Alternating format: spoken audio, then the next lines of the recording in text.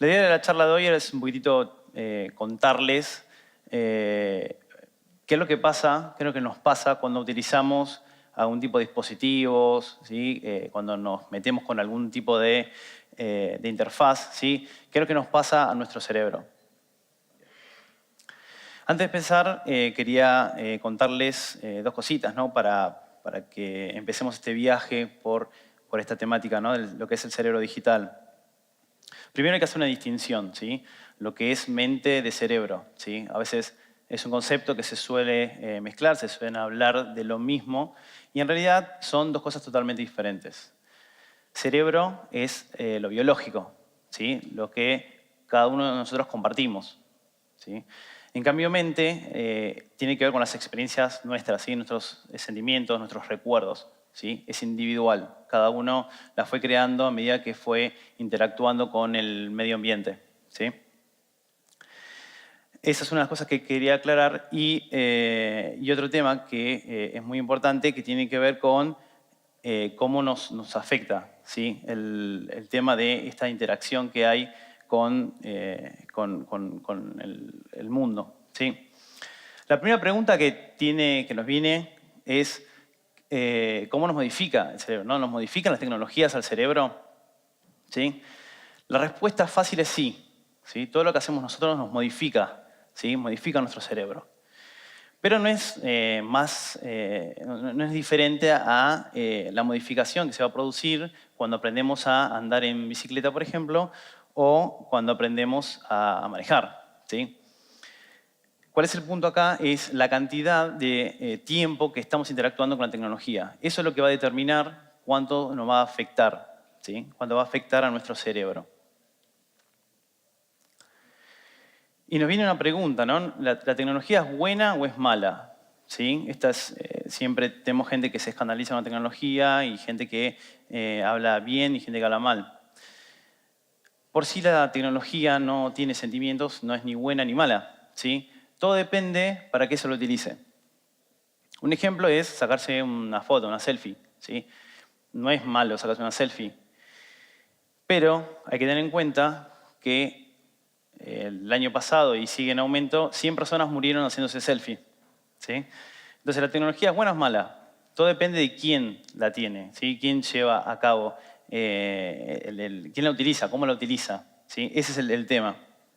El hecho de interactuar, como les contaba, con dispositivos, con aplicaciones, con interfaces, generan nuevas enfermedades o nuevos síndromes, ¿sí?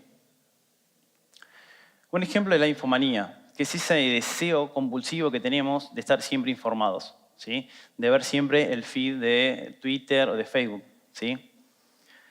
Esa necesidad constante de estar siempre leyendo lo último, viendo qué es lo que hay, genera lo que se llama infoxicación, ¿sí? Que es un estrés, que se produce un estrés en nuestro cerebro, ¿sí? Se genera un estrés y fatiga cerebral, ¿sí? Lo que hace que baje nuestra atención, ¿sí? Lo que tiene que ver con memorización y atención y retención baja por cuestiones como la infoxicación. Otro síndrome que existe es la nomofobia, ¿sí? Que nos habla del miedo, ¿sí? Miedo no solamente que decimos, uy, me olvidé, sino un miedo sentido de perder el celular, ¿sí? O perderlo o dejarlo olvidado en algún lado, ¿sí? Se hizo análisis y ese nivel de miedo es lo mismo de miedo de perder a un familiar, por ejemplo, ¿sí? Y después está seguramente, esto les pasó, lo que es la vibración fantasma, ¿sí? Porque no solamente tiene que ver esto con lo que es a nivel más psicológico, sino tiene que ver también a nivel físico, ¿sí? A veces sentimos que nos está vibrando el celular, ¿sí? Y cuando vemos no llega ninguna notificación, ¿sí? Esto se llama vibración fantasma. Entonces, lo que estamos viendo acá es que la tecnología nos afecta, ¿sí? Todo depende de cuál es la interacción, la cantidad de tiempo que estamos con cada uno de este tipo de tecnologías, ¿sí? Ahora vamos a hablar ¿Qué pasa con la memoria? ¿Sí? Vamos a ver un poquito de la memoria de tecnología, qué es lo que pasa, ¿sí? Cómo nos afecta. Básicamente, hay tres tipos de memoria, ¿sí? La sensorial, ¿sí? Que adquirimos la información de nuestro contexto por medio de los sentidos.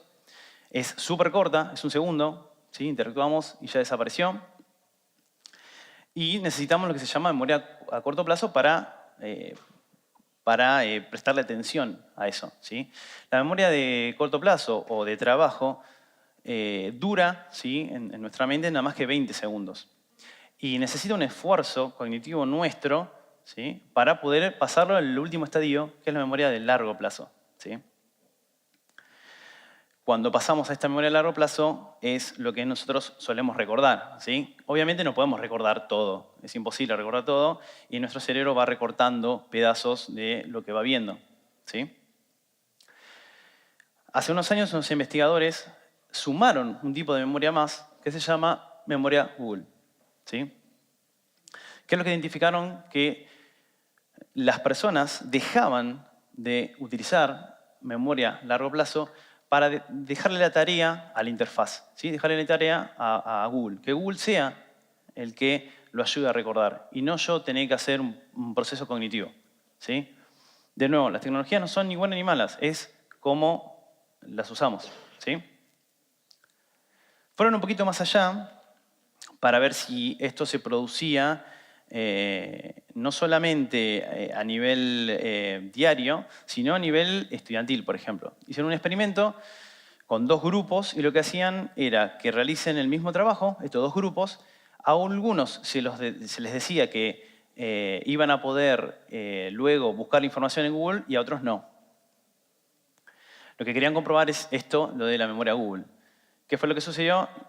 Luego de unas semanas que se les hizo un examen a ver qué recordaban, los que no habían utilizado Google recordaban muchísimo más de los que sabían que después podían utilizar Google, ¿sí? Estamos hablando de un nivel por debajo de la conciencia que hace que nosotros no recordemos, ¿sí? Entonces, este tipo de memoria tiene sentido, ¿sí? Otra investigación que hicieron en la Universidad de California, muy interesante también, para demostrar cómo una interfaz, en este caso Google, puede generar algún tipo de impacto en nuestro cerebro, fue hacer un test con dos grupos de usuarios. Usuarios expertos utilizando el buscador y usuarios que nunca lo habían utilizado, ¿sí? Lo que querían ver es tratar de localizar en el cerebro en qué parte específica podíamos ubicar el tema de esta interacción con Google. Lo que hacían es a estas personas que nunca habían utilizado, someterlas a 3-4 horas utilizando Google y hacerles análisis para ver en qué lugar específico había. ¿Sí? Había más conexiones neuronales. Lo que se descubrió luego de solamente un mes es que los usuarios expertos y los inexpertos se parecían, o sea, tenían las mismas habilidades, ¿sí? Y lo que se descubrió es que una parte específica del cerebro, la que se encuentra en la parte prefrontal, que está asociada a lo que tiene que ver con cálculos matemáticos complejos y lo que tiene que ver con búsquedas específicas, habían crecido exponencialmente, ¿sí? Entonces se puede decir que Google podemos encontrarlo en un lugar del cerebro, ¿sí? Hoy lo pueden decir cuando vayan, Diego me dijo que el Google está en un lugar de nuestro cerebro. El hecho de interactuar con algunas interfaces, lo que hace también es que nuestro cerebro se vaya adiestrando, ¿sí? En un contexto, nuestro cerebro se va adiestrando. Seguramente ustedes ni se dan cuenta, porque esto va por debajo del nivel de conciencia, no ven las publicidades. Entran a una página y no ven publicidades, ¿sí? Esto tiene que ver porque nuestro cerebro, o sea, es una habilidad que optó nuestro cerebro por hacer lo que se llama ceguera a las publicidades. Directamente las publicidades las saca y solamente se mete en el contexto. Esto lo podemos ver cuando hicimos análisis de eye tracking, donde vemos específicamente en qué lugar de la pantalla el usuario está posando sus ojos, vemos que nunca va a las publicidades, ¿sí? Esto ya se fue mejorando, o sea, nuestro cerebro se fue evolucionando y ahora no solamente que no ve lo que tiene que ver con las imágenes que están asociadas a una publicidad, sino con la de stock, ¿sí? Las imágenes que se compran para meter en los sitios, nuestro cerebro sabe cuáles son falsas y cuáles no, ¿sí? Y lo que ve es esto, nuestro cerebro ve contenido, ruido, ruido, ruido, ¿sí? Nuestro cerebro se adapta, ¿sí?, al nuevo medio. Un tema también muy interesante para compartir es lo que pasa con la relación de los me gusta y nuestro cerebro, ¿sí? Hay muchos informes que hablan sobre esto y la verdad que es muy interesante. ¿Qué es lo que dice? Que a medida que vamos obteniendo likes en una publicación, en una foto, lo que subamos en un comentario, genera la misma sensación, ¿sí?, de haber ganado dinero o un placer, ¿sí? ¿Qué significa esto? Que el hecho de relacionarlo con esa interfaz genera la misma cantidad de una sustancia, en este caso oxitocina, que está asociada al placer, ¿sí? Una interfaz segrega cerebro se segrega una sustancia en nuestro cerebro, ¿sí? Es súper importante tener en cuenta estas cosas cuando, por ejemplo, diseñamos interfaces. Pero ¿qué pasa? A medida de que tenemos más tiempo en las redes sociales, inversamente proporcional es nuestras habilidades sociales, ¿sí? Mientras más tiempo, se puede demostrar, mientras más tiempo estamos en las redes sociales, peor son nuestras habilidades sociales, ¿sí? Ahora nos vamos a hablar un poquitito de qué es lo que pasa con la realidad virtual en nuestro cerebro, cómo la afecta, qué es lo que le sucede, ¿sí? Apenas salió la realidad virtual, como estuvimos hablando, y en algunas experiencias podían generar lo que es convulsiones, náuseas, mareos y lo que tiene que ver con un problema de coordinación, ¿sí? El usuario, cuando terminaba de utilizar los cascos, se sentía como que estaba todavía en el contexto, ¿sí? No registraba dónde estaba, ¿sí? Hoy se mejoró muchísimo y también mucho pasaba con la velocidad de que se le mostraba la información al usuario, ¿sí? Los movimientos no eran bruscos y generaba que el usuario se maree mucho más. Hoy en día se bajó ese problemita que tenía la realidad virtual. Pero hay un tema, ¿sí? Hay un tema que no se ponen de acuerdo la gente que está hablando sobre lo que es realidad virtual, es que no se sabe a ciencia cierta si estos problemas, estos daños, ¿sí?, son momentáneos o van a perdurar, ¿sí?, en la vida de esa persona. No se sabe, ¿sí? Ahora vamos a hablar de algunas aplicaciones, algunas implementaciones, lo que tiene que ver con realidad virtual, para ayudar al cerebro, ¿sí? El primero es un experimento que hizo la gente de Oculus para ayudar a mejorar o a retraer un poco lo que tiene que ver con el avance del deterioro mental generado por el síndrome de Alzheimer, ¿sí? En este juego lo que hace el usuario es pasar por unos laberintos, resolver algunos acertijos y generar algunas intrigas que había en la aplicación como para mejorar lo que tiene que ver con el proceso cognitivo, ¿sí? Este tipo de deterioro lo que genera es que la persona se vaya deteriorando, o sea, que parte del cerebro se vaya deteriorando. Otra aplicación muy buena que se utiliza es para lo que tiene que ver con las fobias, ¿sí? Hoy día es a veces muy difícil, si hay un paciente con alguna fobia, es muy difícil llevarle el objeto fóbico, ¿sí? Ejemplo, no vamos a llevar una araña a la persona, ¿sí? Es costoso, ¿sí? Es difícil. Con realidad virtual eso lo podemos resolver, ¿sí? Podemos llevarle el objeto fóbico y podemos ver el nivel neuronal, emocional que tiene cuando interactúa con el objeto fóbico y podemos ir regulando la intensidad, ¿sí? Y generar un contexto nuevo para determinar cuánto afectó o no afectó la experiencia virtual que hicimos para esa persona, ¿sí? Es decir, se puede hacer específico para cada una de las personas. No solamente sirve para curar o tratar de curar enfermedades, sino también sirve para enseñar, ¿sí? La realidad virtual como algo que ayuda, ¿sí?, a asimilar contenido, ¿sí?, a asimilar información. En Estados Unidos inventaron este bus, este colectivo, donde las pantallas, o sea, donde en los vidrios tiene pantallas y se emite en 360 un render de Marte, ¿sí? Obviamente, el poder de asimilación que van a tener los chicos, ¿sí?, la memoria que van a tener va a ser mucho más grande que si yo le muestro una foto, ¿sí? Porque acá lo están viviendo. Cualquier cosa que hacemos una experiencia, ¿sí?, donde en esa experiencia haya emoción, va a haber mucho más recordación. El usuario va a recordar muchísimo más, ¿sí? Otra aplicación muy interesante es esta, ¿sí?, Labster, que lo que hicieron es generar un laboratorio virtual, ¿sí?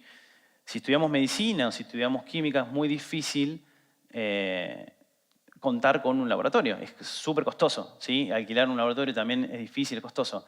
Lo que resolvieron estos chicos fue generar un laboratorio donde las personas podían interactuar, ¿sí? Es un excelente ejemplo de cómo la realidad virtual nos puede ayudar a estudiar, ¿sí?, a mejorar. No solamente para videojuegos, sino también para estudiar. Y el último ejemplo que les quería mostrar, que tiene que ver con la realidad virtual y la empatía, ¿sí? Cómo con la realidad virtual podemos generar o mejorar lo que tiene que ver con un mundo empático, ¿sí?, con empatizar con la gente. En el primero, ¿sí?, en el primer ejemplo, lo que se hizo fue generar un ambiente, ¿sí?, renderizado donde mostraban a un caso real, una persona que le había agarrado un pico de diabetes y estaba convulsionando, ¿sí? Se tomó, porque varias personas filmaron y tomaron audio, y lo que se hizo fue renderizar todo eso para generar empatía.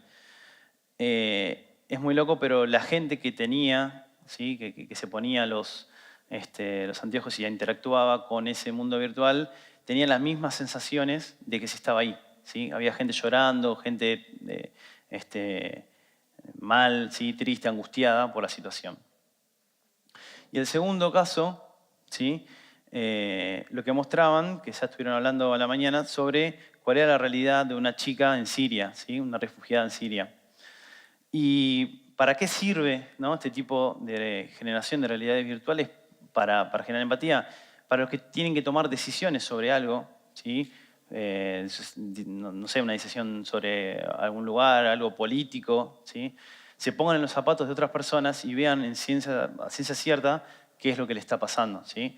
Que dejen de pensar en lo que les piensa que es y que lo sientan, ¿sí?, que lo vean. Por eso es muy importante la realidad virtual como algo empático. Así que bueno, eso era lo que querías contar. Muchas gracias.